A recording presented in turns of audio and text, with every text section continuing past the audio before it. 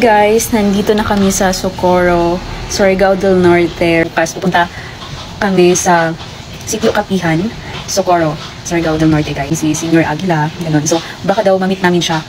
Good morning everyone. Today is 4 a.m. here in the Philippines. And ito guys, nakasakay na ako ng bus kasi pupunta na naman kami guys sa Socorro, Surigao del Norte. Sa mga hindi nakakaalam guys sa issue ng Sitio Kapihan, tinan nyo na lang sa YouTube kasi dumating sila sa Senate hearing and kung maalala niyo si Senior Aguila.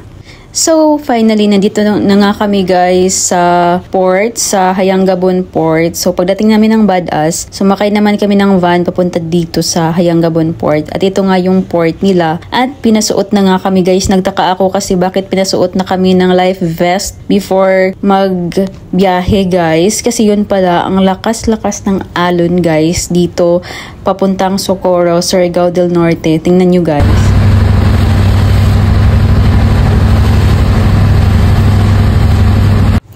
Along the way guys, may makikita kayong small island guys. Pero natatakot na talaga ako dito guys kasi for the first time na nakawitness ako na sobrang lakas ng alon. Grabe. Nung sa Camiguin, na bumabiyahe ako sa Camiguin guys dati.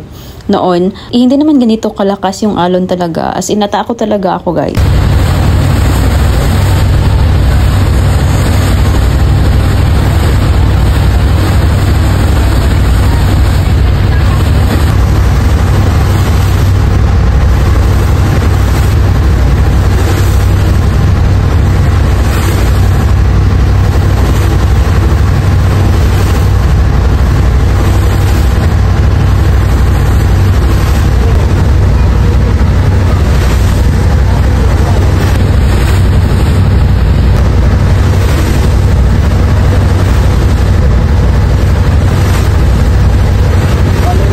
Finally guys, we're here na malapit ng dumating sa port ng Socorro, Surigao del Norte. So, I'm gonna prepare na guys myself kasi bababa na tayo ng barge.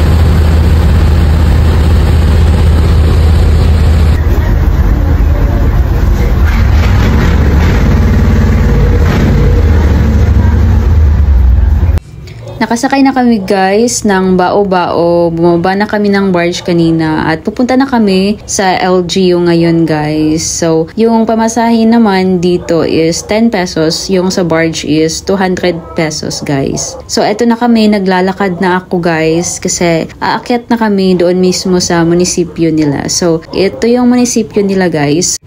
Finally, we're here na sa hotel. So, dito muna kami magstay for 1 week guys. And maya-maya, mag-field kaagad kami. So, ito na nga, diretso na kami sa field. Kumain lang kami, tapos nilagay namin yung mga gamit sa hotel. And ito na guys, mismo tayo sa field. So, sobrang layo na nito guys sa Kabihasnan, Charis. So, yung kanal na yan, yun yung dinaanan namin. So, kailangan mo din ng balancing dito guys kasi dapat balance para hindi ka mahulog guys sa kanal or sa kanya, Charis.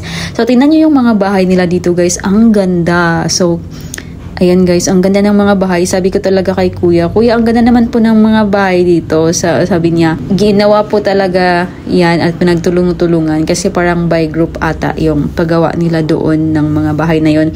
So ngayon guys, dumaan kami sa Sohoton Cove kasi madadaanan namin siya papuntang next area or next site guys. So ito ang ganda ng Sohoton Cove guys. So para siyang Palawan, merong ganong ambience yung Sohoton Cove nila at ang pinaka nagustuhan ko dito guys is hindi pa siya crowded. I mean, maganda naman sa Siargao. Yun nga lang, very known na ang Siargao at marami talagang tao doon. Dito guys, ang ganda. Parang untouched talaga yung beauty ng nature nila at wala pang masyadong katao-tao guys. Konti pa lang yung mga tourists dito sa isla nila. Sobrang ganda guys. As in, sobrang ganda. Sobrang untouched yung mga isla-isla nila dito guys. So guys, pupunta naman kami sa next area. So ayan yung resort nila. Then ang ganda talaga guys. I can recommend talaga this place kasi sobrang ganda. Para siyang Palawan. na sobrang ganda lang guys. So, eto guys, papunta na kami sa next area. Dumaan lang kami doon sa Sohoton Cove and nagpicture saglit lang din doon sa may poster. Tignan niyo yung flood control nila guys. Charis, yung erosion control nila na structure. So, ayan, ang ganda lang din ang taas.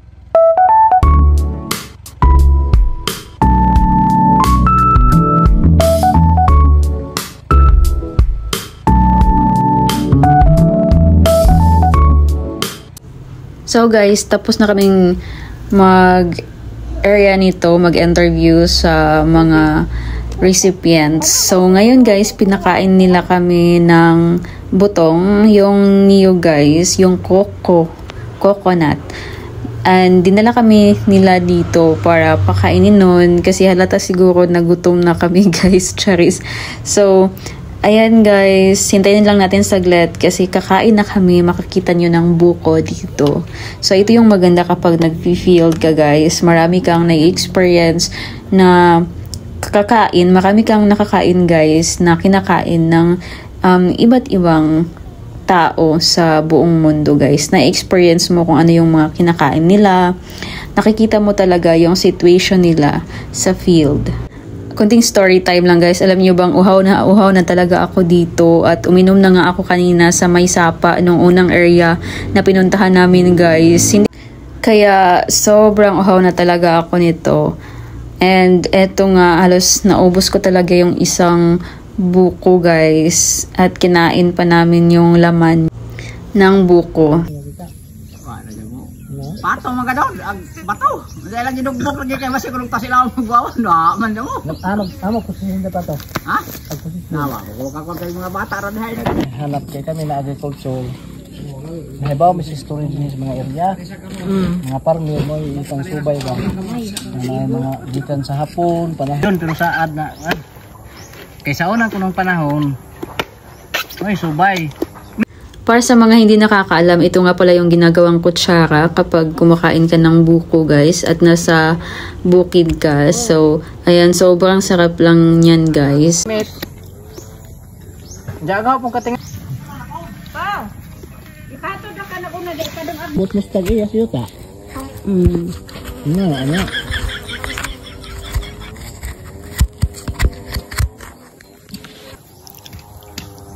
Luhan mo din mga pamilya.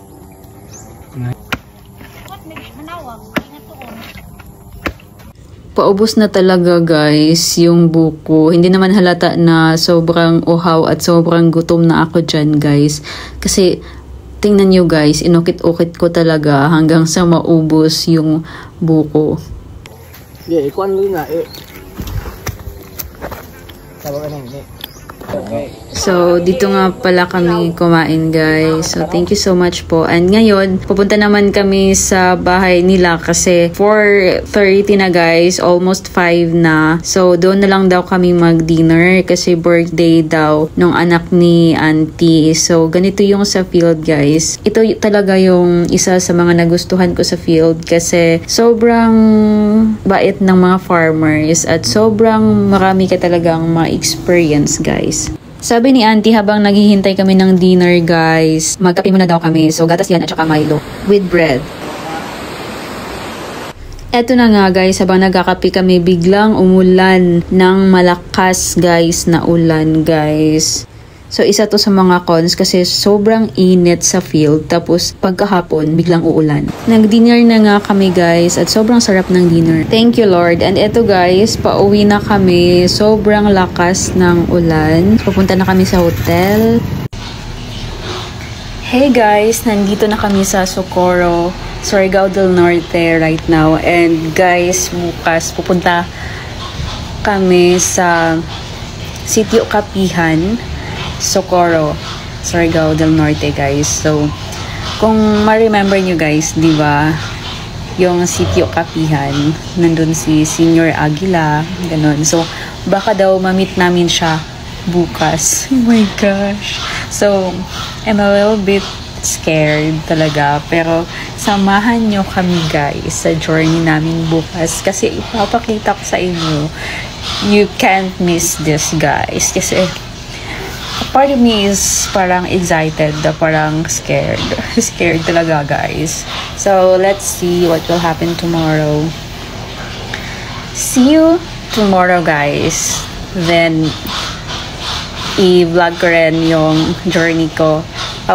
Paano kami nakapunta dito hanggang sa makapunta kami sa Sitio Kapihan. So, ito nga pala yung gistayhan namin, guys. Pinastay kami sa hotel dito. Ayan. Ang ano ng kamay ko. So, maganda din yung hotel nila. Isa itong private hotel. So, guys, see you tomorrow talaga. So, ngayon, maglalagay na muna ako nitong soothing gel. Kasi, gusto ko talagang ipakita sa inyo yung result. So, watch lang muna kayo, guys. Kasi maglalagay ako ng soothing gel bago tayo matulog. So, kung may mga tanong kayo, may mga gusto kayong itanong nyo lang sa akin, guys. So, sabi nila, nandun naman daw si Senior Aguila sa sitio ngayon. Pero di daw kami sure kung makakausap namin siya bukas. Kasi baka ayaw niyang magpa-interview or what.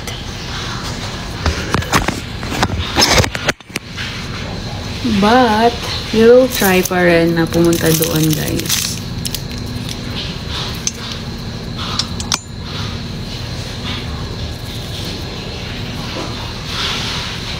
Nakapunta din kami kanina sa Suhuton Cove, pero hindi kami nakapasok at hindi kami nakaligo. Parang dumaan lang kami, tapos nagpicture kami sa parang may poster nila doon. Ang ganda, guys, grabe, ang ganda talaga ng island na to, guys. Papakita ko sa inyo yung mga clips na kuha ko kanina. Grabe, guys, parang siyang may pagka-Palawan style siya, guys. Ang ganda. Grabe talaga. Gusto ko talagang pumasok kanina. Pero syempre hindi pwede kasi after mga 5 PM na yun, after duty, parang dumaan lang kami. Kasi tinanong nung kasama ko kung maganda ba daw yung Suhuton Cove. Tapos, timing naman na yung isa pala na nag-guide sa amin is nagsa-sideline siya na tour guide sa Suhuton Cove. So, dumaan na lang kami doon. Tapos, nag-picture lang kami. Diyan lang sa daan. Tapos, umalis na rin kami agad-agad. So, bukas, guys, tingnan natin kung magkakaroon ba kami ng chance na makaligo sa dagat nila. Pero sana naman, sana naman. Kasi, white sand din yung dagat nila dito, guys. And, gusto ko talagang maligo din dito, eh.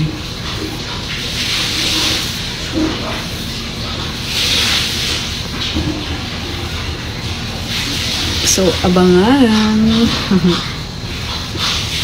Huwag kayong mag-aalala, guys, kasi pag naligo ako sa Suhuton Cove, isasama ko pa rin kayo. I-vlog ko pa rin, guys. Super ganda talaga. Tsaka yung one thing na maganda din dito is hindi pa siya crowded. Hindi pa masyadong maraming tao or turista yung nandito. So, maganda talaga, parang untouched yung island nila, parang ganon. Basta, guys, ang ganda. Pati yung mga areas na kung saan kami nag-field, ang ganda, guys, grabe. Tapos yung mga bahay na meron sila dito, guys, ang ganda. Hindi ko alam kung bakit hindi pa ito na-discover, eh. Ang ganda talaga ng isla na to.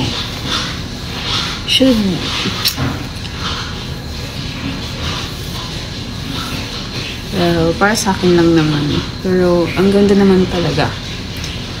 I believe malaki ang potential ng lugar na to for tourism development, guys. Kasi, ang ganda. As in, ang ganda ng Suhuton Cove nila. So, that's all na muna, guys, today. Kasi, matutulog na ako. And, see you tomorrow, guys. Kasi, yun nga, pupunta kami ng Sitio Kapihan sa Socorro, Surigao del Norte. Bye! For now. see you tomorrow. Thank you so much for watching, guys. And see you tomorrow. Good morning, everyone. So today is the day na pupunta na kami ng Sitio Capihan in Socorro, Surigao del Norte. Paakyat ako ngayon, guys, papunta sa office nila at ito nga pala yung view sa munisipyo nila, guys. Ang ganda din. So, nandito na kami sa first site, guys. Hindi pa ito yung Capihan. After dito, pupunta na kami sa Sitio Capihan. So, tingnan nyo naman, guys. Napapaligiran talaga siya. Isla talaga siya, guys. Kasi yung paligid, bundok talaga. Tingnan nyo, guys. Babaw. Tay, tubig dito. Tay, dito. O kanang angay lagi to dito tangkihon. Binay man og Nabito siya, nabito. kana dihang irigasyon. Mutipas dito sa tuba. Guys, pupunta na kami sa Sitio Capihan, Surigao del Norte. So, I'm a little bit excited. Mixed emotions, guys. Scared and this is it, guys. Kung ano man yung nakikita nyo sa TV, sa kung ano man, malalaman natin today. Pero, sobrang haba na ng video na to, guys. Since sobrang haba na talaga ng video na to. In next video ko siya, guys. So, may part 2 itong vlog natin sa Socorro. So, see you in my next video, guys. Thank you for watching. Bye!